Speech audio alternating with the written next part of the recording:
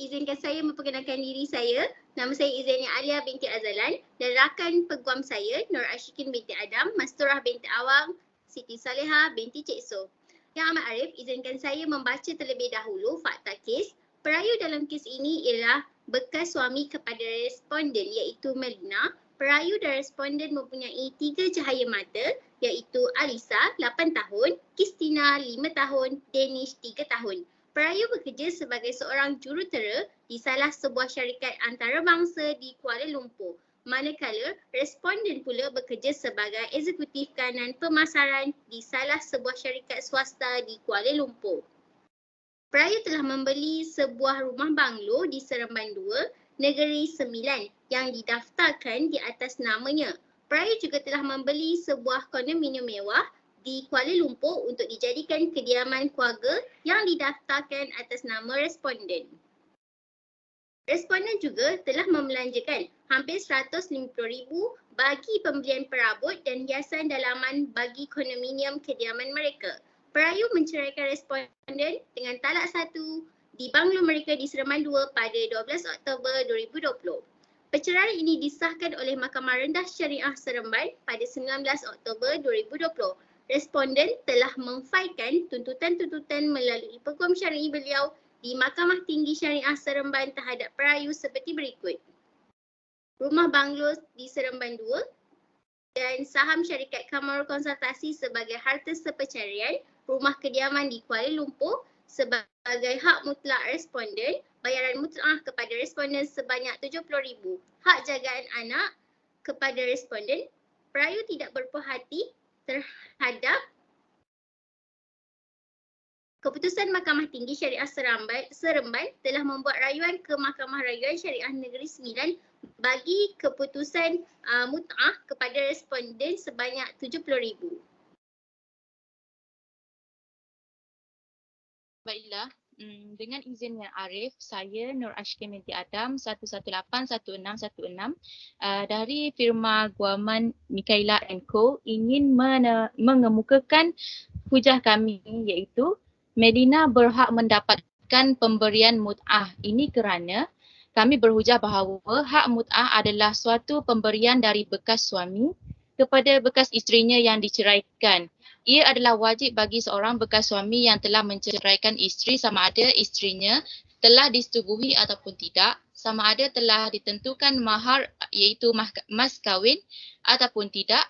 Hal ini bertepatan dengan firman Allah SWT di dalam surah Al-Ahzab ayat 28 yang bermaksud, wahai Nabi, katakanlah kepada isteri-isterimu, sekiranya kamu semua mahukan kehidupan dunia, iaitu yang mewah dan perhiasannya yang indah, maka marilah supaya aku berikan kepada kamu pemberian mut'ah iaitu sagu hati dan aku lepaskan kamu dengan cara yang sebaik-baiknya.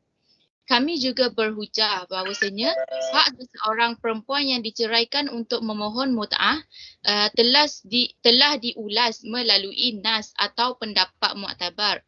Antaranya dinyatakan oleh Imam Taqiyuddin Abu Bakar bin Muhammad Al-Husaini di dalam kitab Kifayatul Akhyar juzuk 2 halaman 42 menyatakan bahawa mut'ah ialah nama bagi harta yang dibayar atau diberikan oleh seseorang lelaki kepada isteri disebabkan oleh perpisahan dengan perempuan tersebut. Baiklah, dengan izin Yang Amat Arif, saya akan menyambung hujah peguam Nur Ashikin sebentar tadi. Yang Amat Arif, berikut adalah kes yang berkaitan, yang boleh dikaitkan dengan hujah ini. Dalam kes Faridah binti Sulaiman lawan Muhammad Noh bin Usman, di mana Yang Arif Hakim merujuk kepada prinsip yang digariskan di dalam kes Norbi lawan Ahmad Sanusi yang menyatakan bahawa mut'ah juga bertujuan untuk menutup rasa malu yang dialami oleh isteri dan menghindarkan menghindarkan fitnah serta sebagai asas untuk memulakan kehidupan yang baru. Seorang isteri yang diceraikan akan merasa malu dan mungkin akan menerima prasangka buruk daripada masyarakat sekelilingnya. Untuk menghilangkan prasangka buruk bahawa seorang isteri itu diceraikan bukanlah kerana keaiban yang ada pada dirinya, maka lazim mut'ah diwajibkan ke atas suami. Berdasarkan panduan di atas, jelas sekali bahawa mut'ah adalah hak isteri dan ianya tidak akan gugur sekalipun isteri dalam keadaan nusyuz disebabkan tiada halangan seperti yang dinyatakan dalam perbahasan ayat Al-Quran, kitab fiqh dan kes yang dirujuk sebelum ini.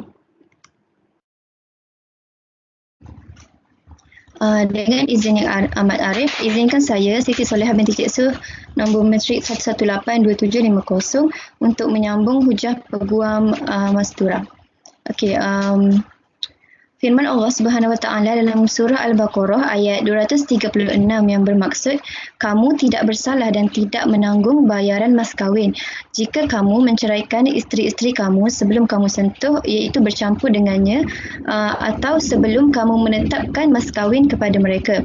Walaupun demikian, hendaklah kamu memberi mut'ah, iaitu pemberian sagu hati kepada mereka yang diceraikan itu, iaitu suami yang senang hendaklah memberi sagu hati itu mengikut kemampuannya dan suami yang susah pula mengikut kemampuannya sebagai pemberian sagu hati menurut yang sepatutnya dan sebagai satu kewajipan ke atas orang yang melakukan kebaikan.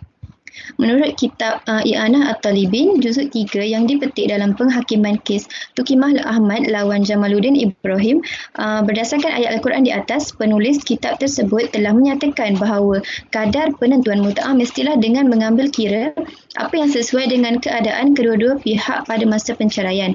Oleh yang demikian, mahkamah dalam mempertimbangkan kadar mut'ah akan melihat kepada faktor-faktor seperti yang berikut, iaitu yang pertama adalah kemampuan suami, yang kedua adalah tempoh perkahwinan, yang ketiga adalah taraf hidup pasangan semasa berkahwin, dan yang keempat status pendidikan dan pekerjaan isteri, manakala yang kelima menjaga kebajikan rumah tangga dengan baik, dan yang terakhir iaitu yang keenam adalah lain-lain bentuk pengorbanan.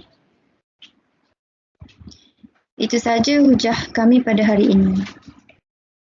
Sebagai pengulungan, kami merayu Yang Amat Arif Hakim untuk merujuk semula kes.